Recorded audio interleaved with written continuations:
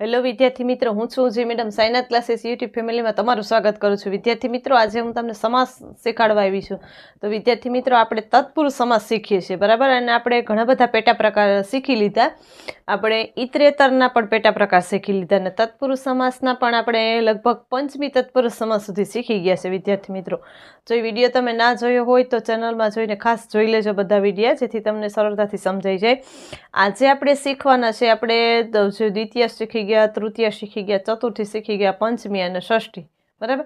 આજે આપણે ષષ્ઠી તત્પુરુષ સમાસ શીખવાનો છે. વિદ્યાર્થી મિત્રો, એ બહુ એકદમ સરળ અને બધાને યાદ રહી જાય એવો જે આ સમાસને એકદમ સરળ છે, બધાને યાદ રહી જાય અને બધાને ગમે એવો સમાસ. વિદ્યાર્થી મિત્રો, આપણે જે ષષ્ઠી વિભક્તિ આવે છે, ષષ્ઠી એટલે કે જે નું ના, બરાબર. ષષ્ઠી તત્પુરુષ સમાસ એટલે કે પૂર્વપદ પછી ષષ્ઠી વિભક્તિના પ્રત્યે લાગેલા હોય અને એના પ્રત્યે વિદ્યાર્થી મિત્રો બધાને યાદ છે નો, ની, નું, ના, બરાબર. આ તમારે ખાસ યાદ રાખી લેવાના.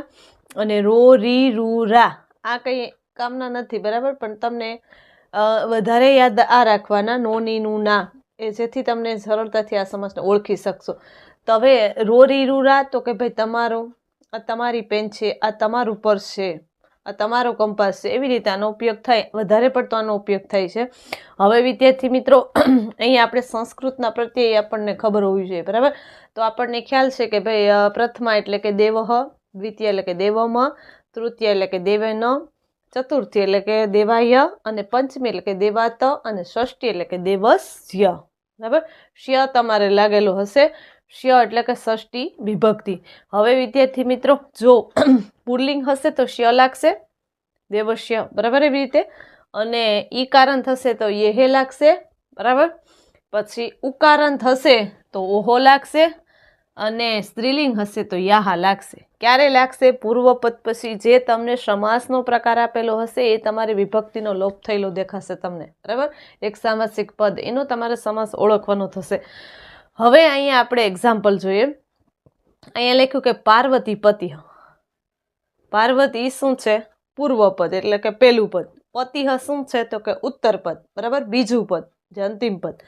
અહીંયા આપણને ખ્યાલ છે કે ભાઈ આનો અર્થ આપણને બધાને આવડે છે, બરાબર. બધાને આવડે એટલે કે અહીં પાર્વતી પતિ એટલે કે પાર્વતીના પતિ, બરાબર.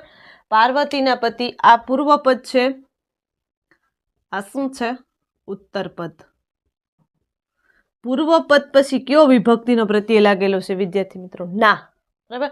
તો ના એ કઈ વિભક્તિની અંદર આવે? તો કે ષષ્ઠીમાં, પાર્વતીના પતિ, બરાબર. અહીંયા બંને વચ્ચે કંઈક આ ષષ્ઠી તત્પુરુષ સમાસ એવો સમાસ છે, ષષ્ઠી વિભક્તિ, કે એમાં કંઈક ને કંઈક આ નું ના શબ્દ જોડશે અને કંઈક સંબંધ બતાવશે બે વાક્યના. તો એ પાર્વતીના પતિ એટલે કે શંકર મહાદેવ, તો અહીંયા એના વચ્ચે કંઈક ને કંઈક સંબંધ છે, બરાબર. પૂર્વપદ પછી ના પ્રત્યે લાગેલો એટલે કે સમજી જવાનું આ ષષ્ઠી જ હોય, એના સિવાય કંઈ હોય નહીં. કોના પતિ? તો કે ભાઈ પાર્વતીના.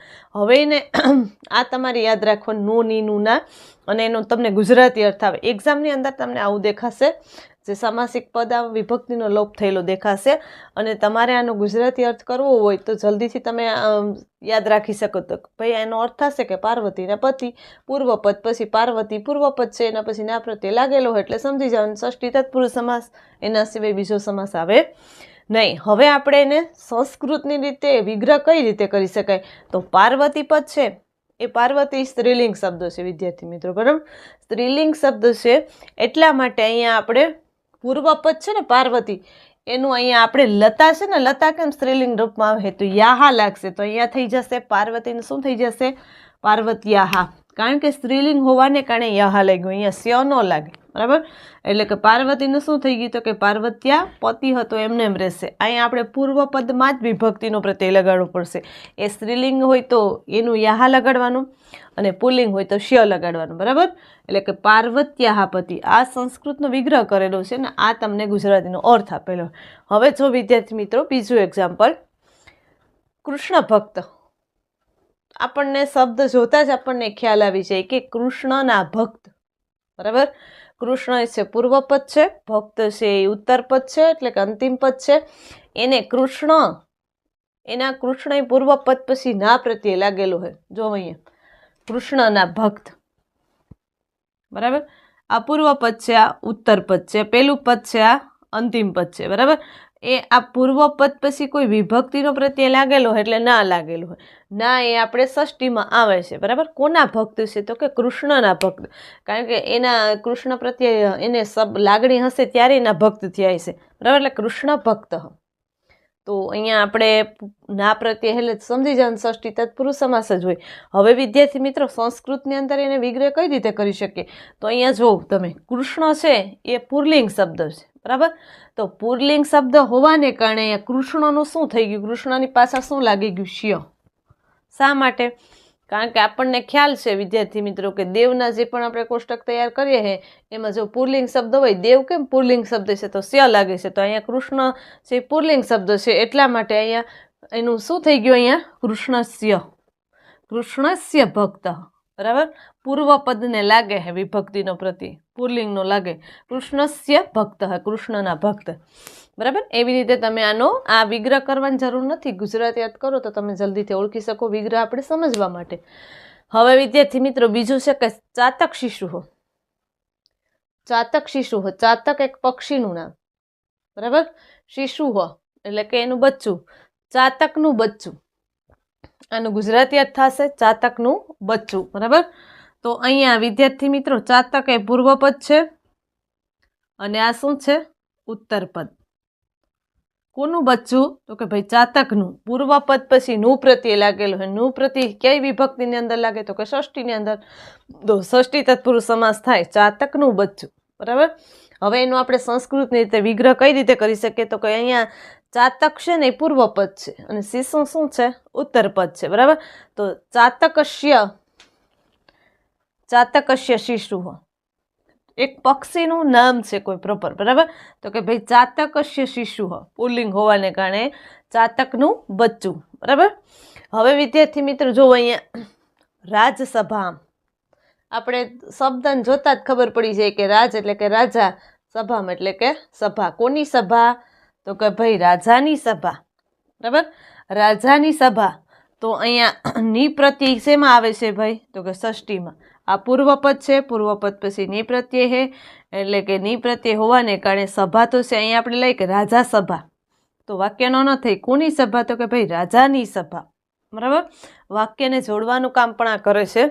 હવે અહીં વિદ્યાર્થી મિત્રો જો એના પછીનો શબ્દ પર્વત લંઘનમ, બરાબર. પર્વત લંઘનમ, પર્વત એટલે કે પર્વત, લંઘનમ એટલે કે ઓળંગવું.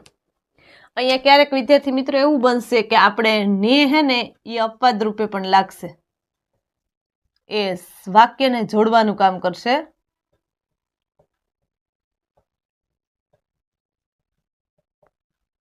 કારણ કે ને પ્રત્યે આપણે ષષ્ઠીમાં નથી આવતું, પણ ને પ્રત્યેથી વાક્યને જોડાય છે, બરાબર. પર્વતને ઓળંગવું, તો પર્વતને ઓળંગવું તો ને પ્રત્યય છે એટલે પણ ષષ્ઠી તત્પુરુષ સમાસ થાય છે, બરાબર. હવે અહીંયા જો વિદ્યાર્થી મિત્ર સુરાસુર ગણાહ, સુરા એટલે કે દેવો અને સુર એટલે કે અસુરો અને ગણાહ એટલે કે સમૂહ. દેવો અને અસુરોનો સમૂહ છે, બરાબર. અહીંયા નો પ્રત્યય છે. નો પ્રત્યય શેમાં આવે? તો કે ભાઈ શેમાં આવે છે? તો કે ભાઈ ષષ્ઠીમાં, બરાબર. અને આ એક સમાસ બીજો પણ સમાસ થાય વિદ્યાર્થી મિત્રો, ઇતરેતર દ્વંદ સમાસ થાય, કારણ કે દેવ અને અસુર એ વિરોધી શબ્દ છે અને અહીંયા બરાબર બહુવચન હોવાને કારણે ઇતરેતર દ્વંદ સમાસય બને છે અને ષષ્ઠી તત્પુરુષ સમાસય બને છે, બરાબર. જો તમને ઓપ્શનમાં જે લખેલું હોય ને એ લખવાનું. સુર એટલે કે દેવ અને અસુર એટલે કે રાક્ષસ, બરાબર. અસુરોનો સમૂહ. તો અહીંયા આપણે બહુવચન હોવાને કારણે, બરાબર, બહુવચન હોવાને કારણે ઇતરેતર દ્વંદ સમાસય બને છે અને ષષ્ઠી તત્પુરુષ સમાસય બને છે. ઓપ્શનમાં જે માન્ય હોય તમારે લખવાનું. ઓપ્શનમાં ઇતરેતર હોય તો ઇતરેતર લખવાનું, ષષ્ઠી હોય તો ષષ્ઠી લખવાનું, બરાબર. બંને સમાસ બને છે. તળાંગ જલમ, તળાંગ એટલે તળાવ, જલમ એટલે કે પાણી. તળાવનું પાણી. કોનું પાણી? તળાવનું. તળાવ પછી નું પ્રત્યય લાગેલો હોય એટલે પૂર્વપદ પછી નું પ્રત્યય લાગેલો હોય એટલા માટે ષષ્ઠી તત્પુરુષ સમાસ થાય. આનો આપણે વિગ્રહ કરી શકીએ તો કે તળાંગસ્ય જલમ, બરાબર. તળાંગસ્ય જલમ. આનું સંસ્કૃતમાં એવી રીતે થશે, તળાંગ છે એ પૂર્વપદ છે, જલમ છે એ ઉત્તરપદ છે, બરાબર. તળાંગસ્ય જલમ એટલે કે તળાવનું પાણી. કોનું પાણી? તો કે ભાઈ તળાવનું પાણી, બરાબર. નોની નુના તમને ક્યાંય પણ દેખાય પૂર્વપદ પછી અને તો તમારે સમજી જવાનું કે આ ષષ્ઠી તત્પુરુષ સમાસ છે. ઘણા બધા આપણે એક્ઝામ્પલ ટેક્સ્ટ બુકની અંદર છે.